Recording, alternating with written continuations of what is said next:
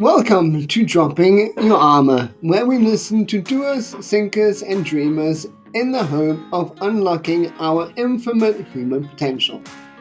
This is a spotlight episode where the goal is to shine the light on a certain topic together with an expert to explore it from many different angles. Today I'm joined by Yang Zhang, a very experienced leadership and development coach and facilitator whose passion lies in enabling purpose-driven organizations.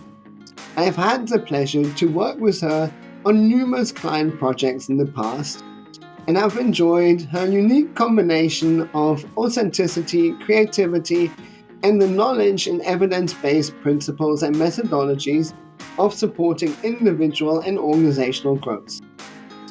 With her background in organizational psychology, we've had some great conversations in the past. And today, we are going to shine the light on leadership development journeys in the hope of answering some of the questions, such as, why are organizations investing in them? What are some of the key ingredients to making LDJ successful? And as well share some stories of the past experiences we gained by facilitating diverse leadership journeys. We hope you enjoy the episode as much as we enjoyed recording it. So Yang, LDJs, let's maybe first start out with defining what is an LDJ.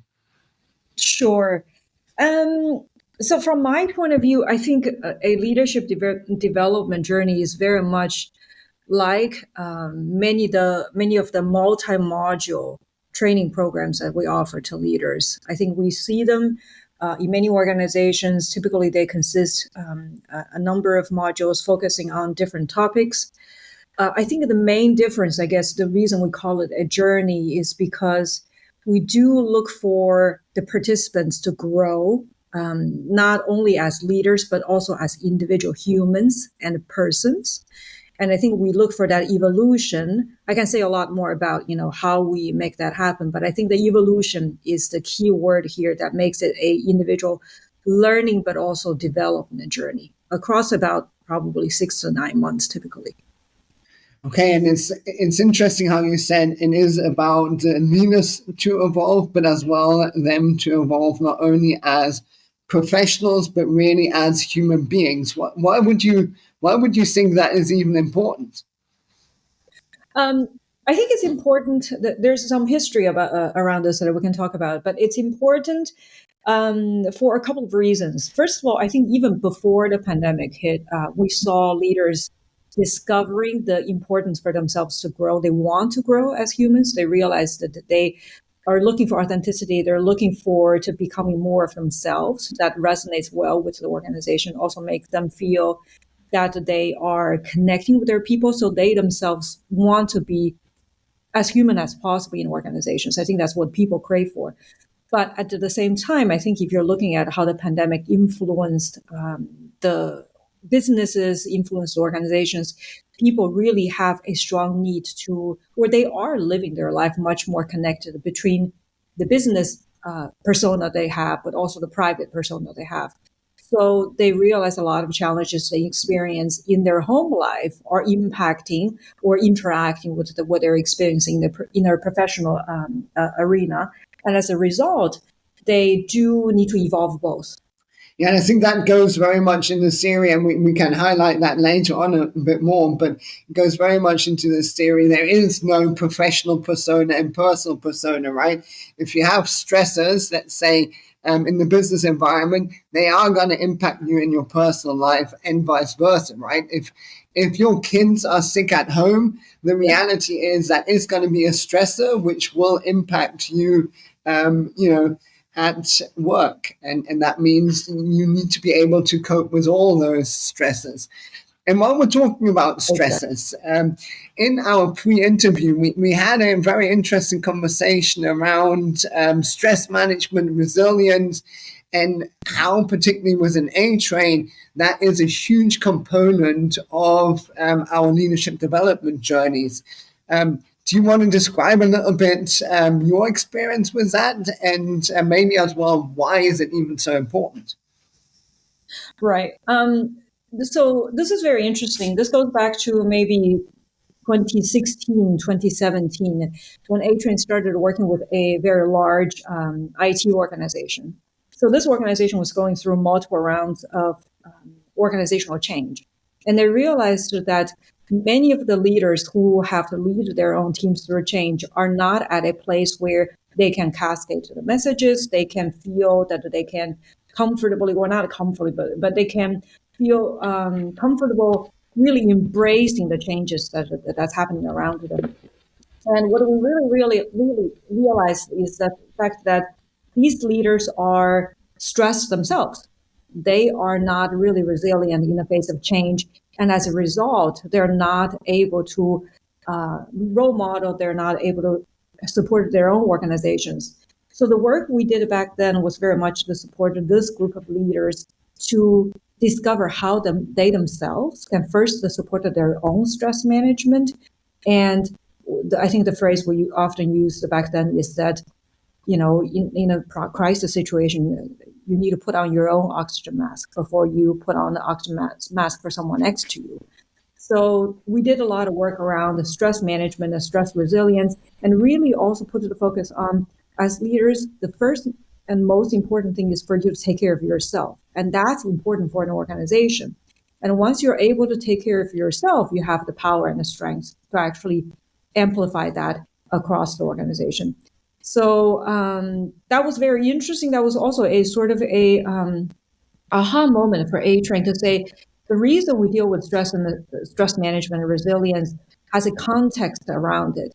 We need to be able to do this work effectively because that's the foundation of all the effectiveness of a leader would show, especially in a rapidly changing business environment.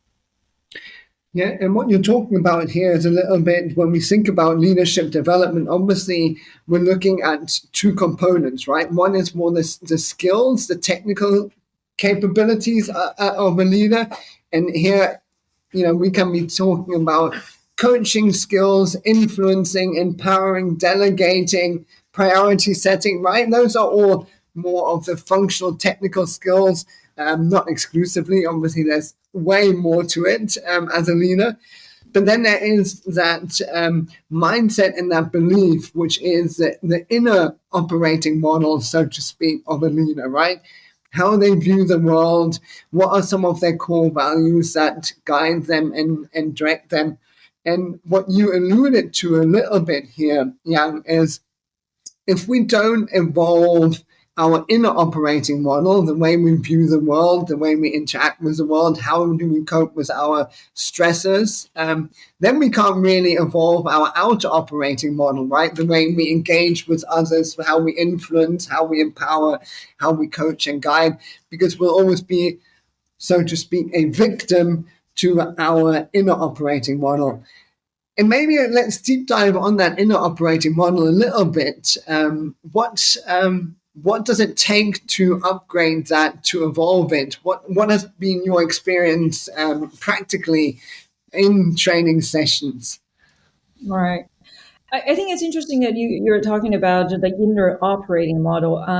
Maybe to cite a piece of very interesting research, Eurich Tasha is an American psychologist that has done a lot of work around the self-awareness in business. And she has an interesting TED talk. She has a Harvard Business Review article. She discovered that most people in the world, I think she was quoting numbers like 95, 98% of the people in the world have very little self-awareness. That's probably, covers a large population in the business world. And she also discovered that as leaders go up in organizational ladder, as they become more senior, their self-awareness actually decreases simply because people around them don't feel comfortable giving them the feedback that they need. This is quite interesting, but it's also alarming research results, as you can imagine. So when we are looking at how to evolve leaders' inner, what you call inner operating model, we're really very much looking at feedback as a source that gives people that self-image in terms of how I am perceived by the world around me. And that gives people a sense of how do I actually fit into the world? What do I contribute? What's my impact? So I think feedback, we often start with having leaders go through a round of 360 degree feedback so that they can collect that image, collect that perception. Um, I think the feedback often is a trigger point for a lot of leaders to say, I do need to look inward to understand why maybe my perception of myself and to the world's perception of me is different. And that trigger is very important at the start of the leadership journey because people need to start asking that question of where that discrepancy comes from.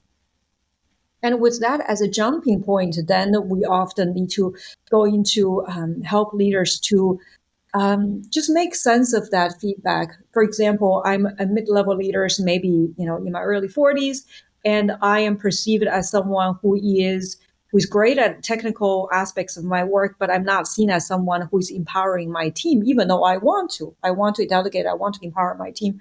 Where does that come from? So some of the work that we do is not only looking at leaders' immediate environment, but also we ask them to reflect on patterns that we see through across their life journey. For example, how did they actually grow up? How did their parents, their family influence the person they are? How did some pivotal events in their life influence where they have become? And really engage them in that reflection in the way I lead today, the leadership patterns and behaviors I have today, how have that been influenced by the life events that have happened to me or I've gone through? So maybe to start with, those are the two things that we help leaders to start discovering that, where do I start evolving is the perception, understanding of the perception others have of me, but also helping the leaders to start discovering the way I lead today, where might I have been influenced across my life that led me to be where I am today. Mm-hmm. And that requires a level of openness, right? Not only to oneself, but typically, if we're talking about a leadership development program, this is not just one individual leader going through it, right? But it's a collective, a cohort of leaders who are going through it. What are some of the main ingredients to creating an environment, we like to call it, that has psychological safety and really allows people to open up in these sessions?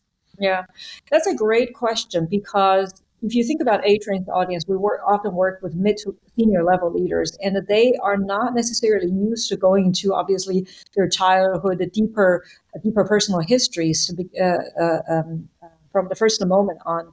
So there are a number of things that we do.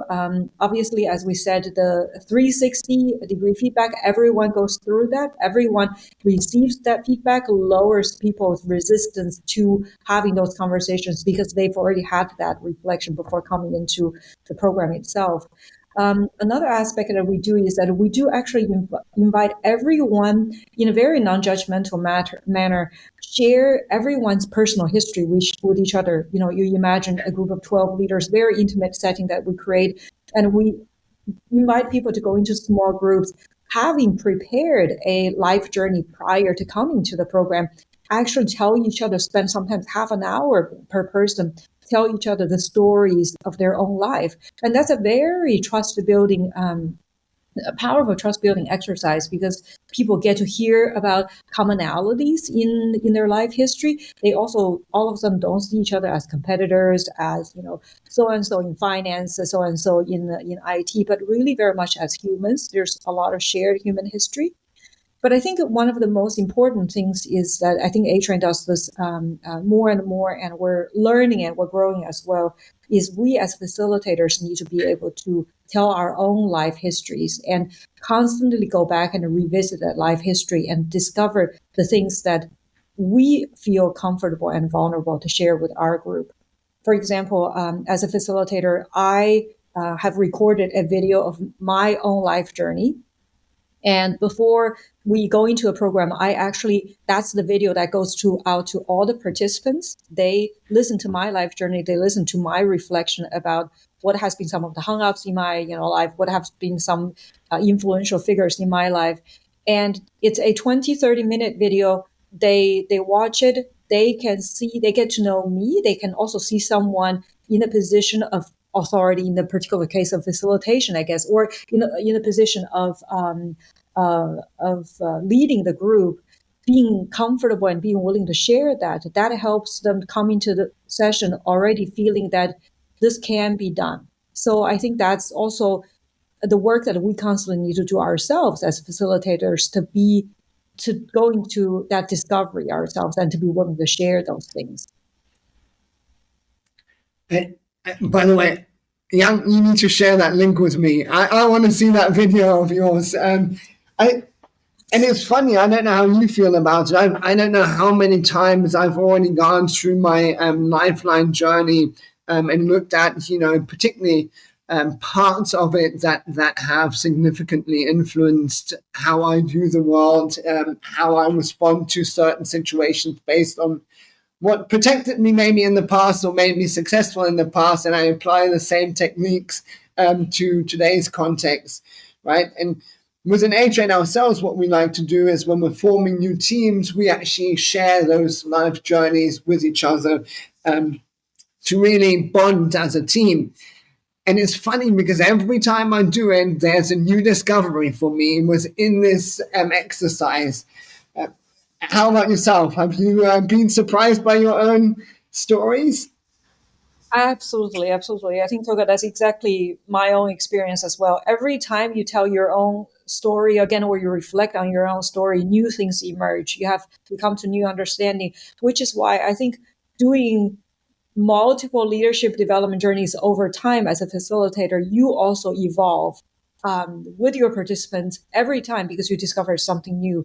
So I think that having that set of eyes of curiosity about your own life journey is so crucial. The openness going into this, knowing that you're not the person going in as the person who is coming out. And that's very powerful.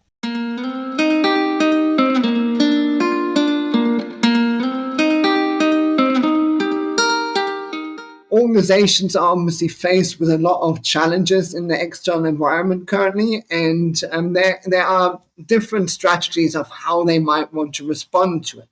Is it creating, as I said, a culture of innovation, a culture of empowerment, whatever the trigger is? But it is really important that an LDJ is anchored into that reality so that the overall design represents and drives towards that ultimate business outcome. And then we can then tailor the specific modules, so to speak, to that business outcome, which then allows us as well at the end of the LDJ to measure the success of it. And one of the parts which we spoke about, right, is then the first part of that self-evolution as a leader. The second part, very often, what we're talking about is, I mean, you already indicated it, we have typically multiple modules throughout that journey.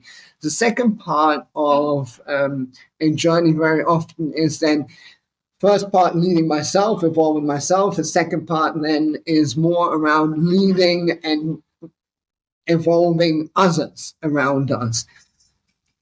Tell me a little bit around some of the innovative, creative ways that you have experienced that we support leaders in that journey of supporting, influencing, guiding, evolving the people around them. Absolutely. So there are a lot of really interesting methods and that have resonated really well with our leaders in our programs. One of the ones maybe I personally is one of my favorite is really we use what we call some of the elements from what we call development centers for these programs. So, for example, we would assimilate situations in which a leader needs to deliver a strategic presentation to the audience to involve the audience, to inspire them, to get them excited. That's a typical scenario where you would put a participant in. Another scenario we sometimes would design and simulate is a coaching conversation. So how would you actually on the spot coach someone who is either resistant to change or going through personal difficulties, therefore it makes it difficult for them to show up performing well. How would you coach someone like that with both empathy, with skill, but also with strong business orientation objective? How do you balance all of these requirements of a leader? So we simulate and we design these scenarios to be as realistic as possible to, for example, a client organization may say, we are this kind of industry and we're this kind of, we have these business needs. We're going to design these scenarios to be very close to what these actual participants would experience. And we created the simulation and we make this very real and very challenging for the participants, because it's one thing to say, I want to evolve, or I am a great leader. It's another thing to show up actually in the way that you envision yourself to be. And on the back end of these simulations, we invite all their peers to give recommendations and suggestions and feedback, give their observations, and we'll create an environment where there's a lot of experimentation, a lot of challenge, but also a lot of exchange in terms of what might be a best practice in this particular scenario. So that's one example of what we have done in terms of a methodology that makes it fun, light, but at the same time very challenging for our participants. And I want to draw the arch again here, right, a little bit. So if we think about the business context, what's driving the leadership development within the organization? Let's assume an organization that I've worked with was going through the scenario that they wanted to expand on their market share, obviously increase their revenue across new geographical regions. For that, they had then defined the strategy of expanding through partnerships. So what did that mean? That meant for leaders going forward, they needed to be able to identify potential partners, look at strategic synergies, build teams that are capable of working cross-functionally in less direct leadership realities. So the leaders needed to themselves think differently and strategically than they did before.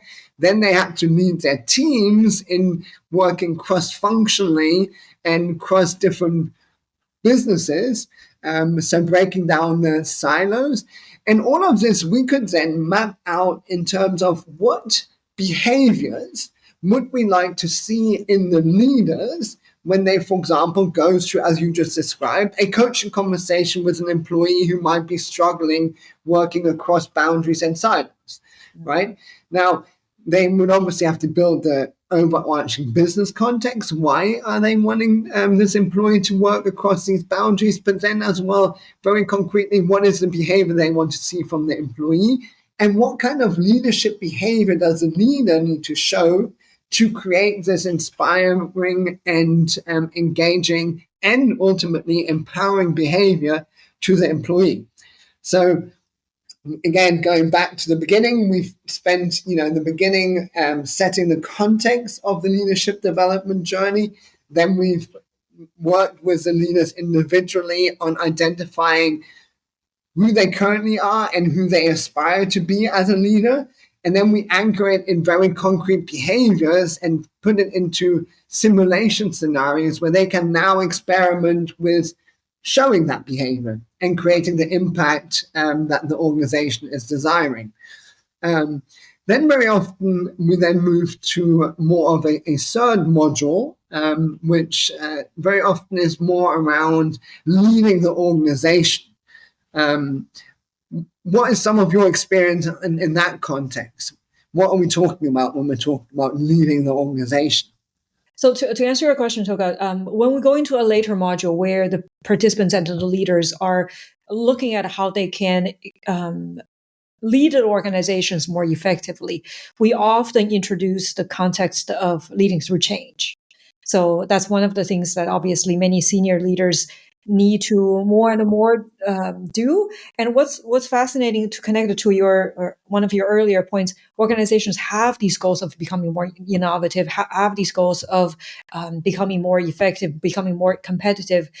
And for most organizations, most of these challenges they experience comes down to how do you lead people both improve their skills, improve their willingness, improve their the mindset so that they can reach these business goals. And that's all leading to change. It's leading individuals through change, it's leading teams through change, it's leading the board, the vision through change. So when we're looking at those kinds of experiences, we often create a change scenario that's very close to these business leaders in terms of what is the change that they are leading their organization through. They need to think through, how do I create a vision, or how do I enhance the vision we have today? And then how do I personally communicate that vision? So that's one, for example, an exercise that we can lead people through. But it also comes down to thinking about, how do you foster a sense of experimentation? What are some of the things that you can actually embed methods and tools into the organization to actually encourage people to feel comfortable going to small steps of experimentation so that they can become more involved and more proactive in change. So that's something else we do. But I think what is very cool is that we, at the end of the day, need to get leaders to think about, if the organization is not evolving, what am I doing to stop that? And that links very well back to the first point on their journey, which is my understanding of myself. How am I showing up in an organization? My behaviors, my mindset, what I say, because senior leaders are very visible in organizations. What am I doing today that's not creating that ripple effect that I want to create? And what it is about me and my behavior that's making that happen. So I think there is this sort of journey coming back to the beginning, but at a more evolved stage of the beginning, to that personal self-reflection. So one of my favorite parts about the latter stages, very often in the development programs, is that we're now working on real life business context, right? When we help leaders really scale the impact that they have on the organization by working through their current business challenges and driving change in the organization at a systemic perspective, versus whereas the earlier stages are more me as a leader and me influencing others, inspiring others, empowering them. And now it's really setting up a system or working on the system of the organization to evolve and create change and impact. And I love, as a facilitator, I find that very often one of the most challenging contexts to support leaders in, because they're always very unique and specific to their context. So I can bring in some of the standard modules and techniques that we would use, but it's really about applying them to their context and their reality, and therefore requires a lot of experience for me as a facilitator to tune in how to coach and support and guide the leaders in which models to use to really drive that systemic change. That being said, so we've covered three main topics, which are very common in most of the leadership development programs that we see, i.e., leading myself, leading others, and then leading the organization. What are some of the other elements that you find a good leadership development journey needs to have to be successful? I think that's a great question. I mean, Tolga, to your point, leaders bring very unique challenges to these programs. And I think that's one of the things that we've realized over time is that, yes, you can do a lot in group settings. You can do a lot with 12 people in the room, leverage their own wisdom to have them peer coach each other. But at the end of the day, there needs to be a lot of things happening between these group activities as well. So, for example, I would say individual coaching is a very good method to use when you help leaders to deal with their unique challenges. Could be someone struggles with building trust within their team. Could be someone actually trying to create a culture of innovation within their team. You can have peer coaching happening in group settings, but often it's really having those one-to-one individual coaching conversations where you help them to really go into what are the specifics of the challenges, what are they personally doing that are effective, that are not effective, and then you can help them between sessions between coaching sessions to experiment and try new behaviors. And then you can reflect on what has been successful and what has not been successful. So I think that's one element, individual coaching. We do some small sessions where we call them, for example, growth edge experiments. We invite leaders to come into small group discussions where they talk about a recent challenge they've had, and they get some peer coaching from each other as well. And there could be also on-demand topics where leaders bring to the session, and we as facilitators bring our own expertise and knowledge and give them some input in terms of, for example, how to lead through crisis. So there are many small elements that are taking consideration of the fact that leaders don't have a lot of time. We can then have these bite-sized small elements to introduce for them to work with.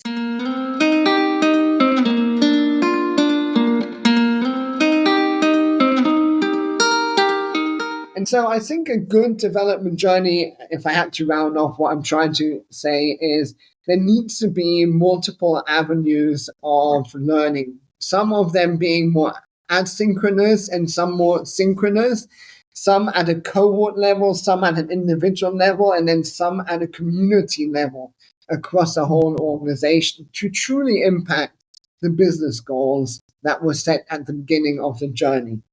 Absolutely. Absolutely. And I also would challenge a myth that we often have in designing leadership journeys, especially in today's world.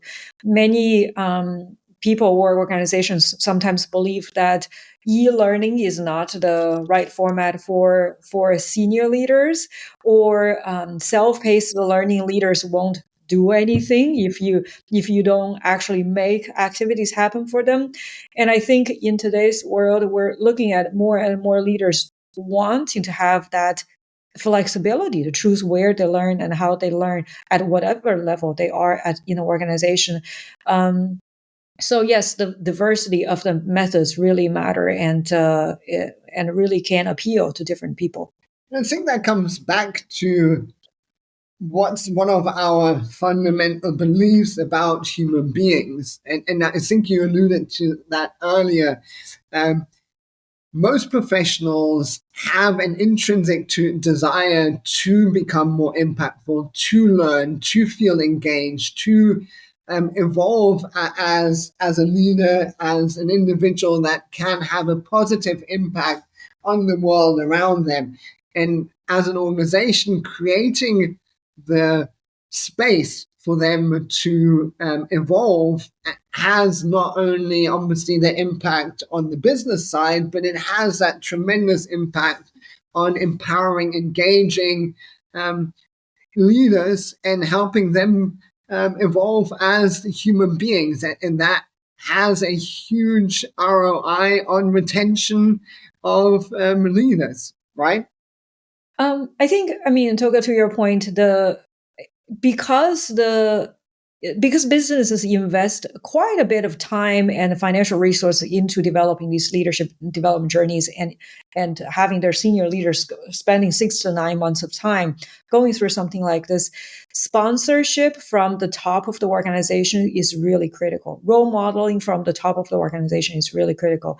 The most successful LDJs I've seen are the ones where the top of the organization already go through similar experiences, and then sometimes they, if they want to, or if there is a possibility, sometimes they even act as co-facilitators.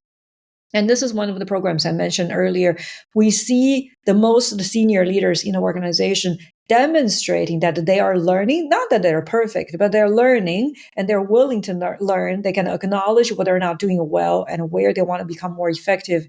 And that's probably the most powerful, beyond anything, factor that helps the LDJ to be really embraced and accepted and welcomed in an organization. I couldn't agree more. I think too often do we still see that the initiative is driven by HR, ideally, however, connected to the business reality.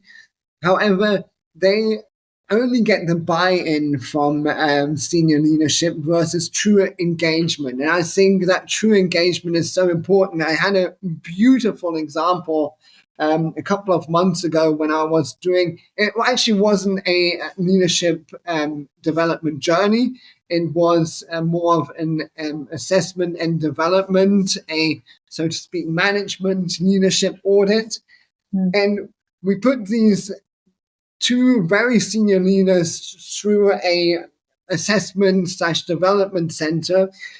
And then the next day I was doing a workshop with them. And part of that workshop was what we spoke about earlier, right? Was now understanding where does their behavior come from, right? How do their past realities shape their current behavior? So we were going through the lifeline journey. And in pops this board member who had been part of the observer team on the day before. And he comes in while these two leaders are drawing out their lifeline. And he sits down quickly and draws out his lifeline. Because he had gone through this exercise before himself, he recognized, however, by showing up and showing vulnerability, because he shared his lifeline first, and he really went into depth. How some of his experiences as a child, as a young adult, really have shaped how he shows up today. It enabled particularly these two leaders who are coming from a very traditional culture to see that one of their board members is willing to show vulnerability and show up. It allowed them to actually go a lot deeper than I think they would have been willing to go to beforehand. So I can't underline what you said any more than senior leadership needs to not only buy into it, but they need to engage in it and invest in it for a leadership development program to truly be impactful and successful. So thanks for sharing that one.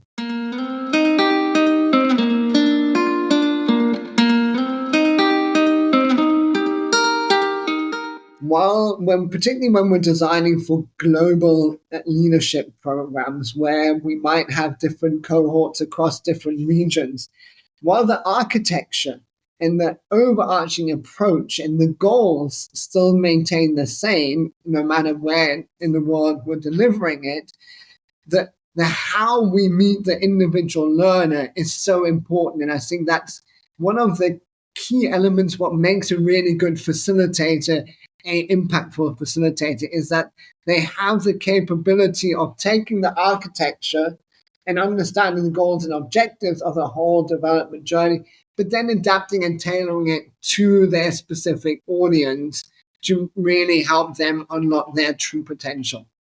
Absolutely. Absolutely. I think the same kind of skills that we look forward to developing our participants, listening, being perceptive of what's happening around you, being open and being curious and being adaptive to the needs of what's arising in the room. I think it's the same kind of leadership skills that we want to develop in others, and we need to continue evolving and developing those always, as always.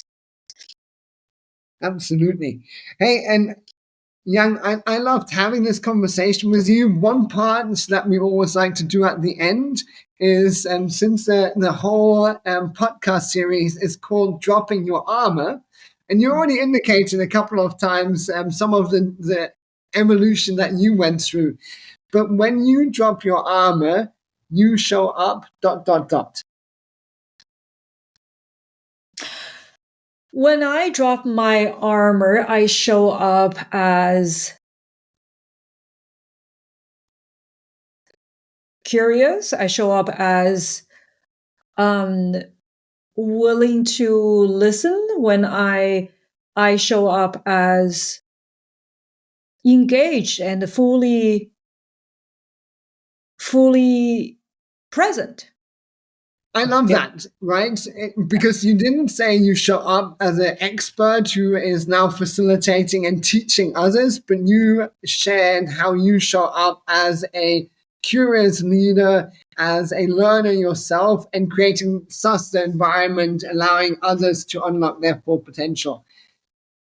What are some of the blockers that might prevent you from dropping your armor? Absolutely.